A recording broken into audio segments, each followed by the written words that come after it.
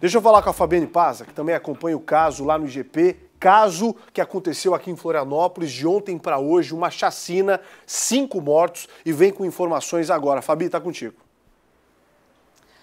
Polito, olha, são pelo menos 13 profissionais atuando nesse momento, desde ontem, para esclarecer, para buscar informações, para buscar elementos, para tentar entender um pouco como aconteceu toda essa chacina. A gente conversa agora ao vivo com o Júlio, que é diretor adjunto aqui do Instituto Geral de Perícias da capital, e vai nos esclarecer o que está sendo feito nesse momento. Júlio, muito boa tarde, uma sexta-feira de trabalho incansável aí por todas as equipes, aqui dentro principalmente, para buscar aí elementos para comprovar, entre outras coisas, a causa da morte dessas pessoas.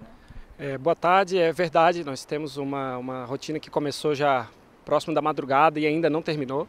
Não temos previsão de finalizar os trabalhos periciais, né? Existe uma gama de profissionais envolvidos.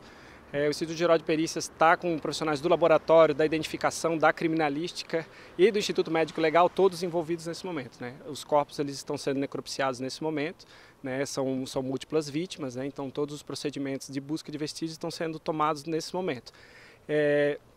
Junto disso, nós temos a equipe que está da criminalística no local dos fatos, também buscando novas evidências, né? A dinâmica do crime está sendo detalhada, está sendo buscado toda a forma como tudo aconteceu, se existem outros sinais, outros elementos que possam trazer, né, e elucidar essa situação bem difícil, né? A gente sabe que não houve disparo de arma de fogo, esses corpos chegaram aqui, inclusive com uma quantidade de combustível sobre as vestimentas. Isso chamou a atenção, isso pode também indicar algo para a investigação? Sim, a princípio os corpos chegaram com um forte odor, né, de material inflamável, né, que provavelmente será apontado como gasolina ou querosene, né? Isso interfere na investigação do ponto de vista em que você busca uma condição que possa ter levado à própria morte, né? Se esse combustível foi usado para uma asfixia química ou se a causa-morte foi uma asfixia mecânica também. Então todos esses elementos estão sendo levantados nesse momento durante o procedimento de necropsia, então logo seja emitido o laudo pericial, a gente pode ter a causa-morte com bastante clareza, né? Júlia, a gente sabe que se trata de uma família que veio de São Paulo para Santa Catarina.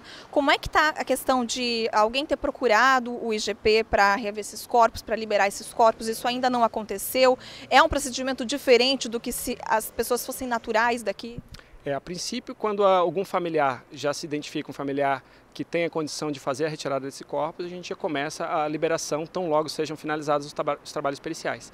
Como se trata de uma família de fora do estado, a princípio nenhum parente se apresentou aqui no Instituto Geral de Perícias, no IML, para iniciar os procedimentos de retirada dos corpos, né? Então, como o contato com São Paulo costuma demorar um pouco mais, a gente tem a expectativa de que ao longo do dia a gente consiga dar início, pelo menos nas tratativas. A liberação dos corpos aí depende ainda dessa apresentação de um familiar habilitado, né? Polito, eu queria destacar que o Júlio está com a nossa comunicação, te ouve do estúdio, então caso você tenha algum questionamento, algo para esclarecer, ele consegue nos ouvir e a gente pode aproveitar esse momento para fazer isso. Júlio, inclusive, obrigado pela companhia aqui, por estar conosco, esclarecendo essas informações que são tão importantes. A dúvida que eu tinha, você trouxe um pedacinho dela agora há pouco, falou da asfixia.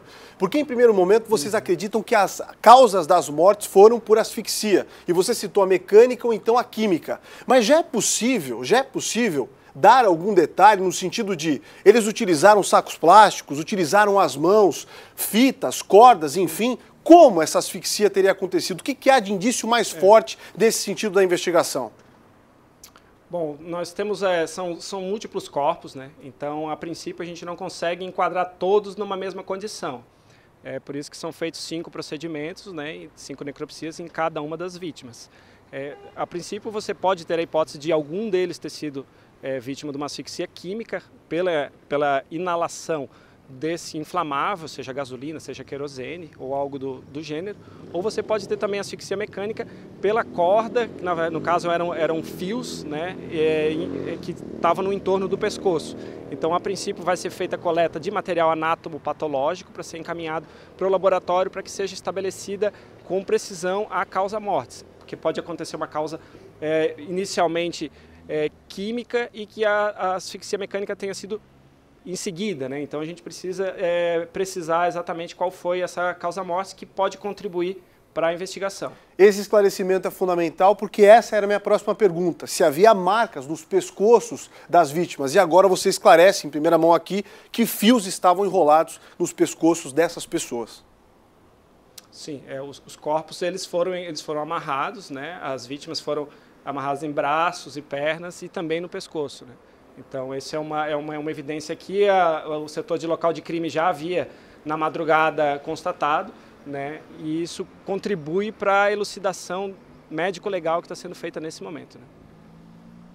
A gente volta contigo no estúdio, Polito, agradecendo a participação do Júlio nesse momento crucial do trabalho do IGP para tentar aí trazer informações, trazer esclarecimentos para esse crime que chocou a capital nesta sexta-feira.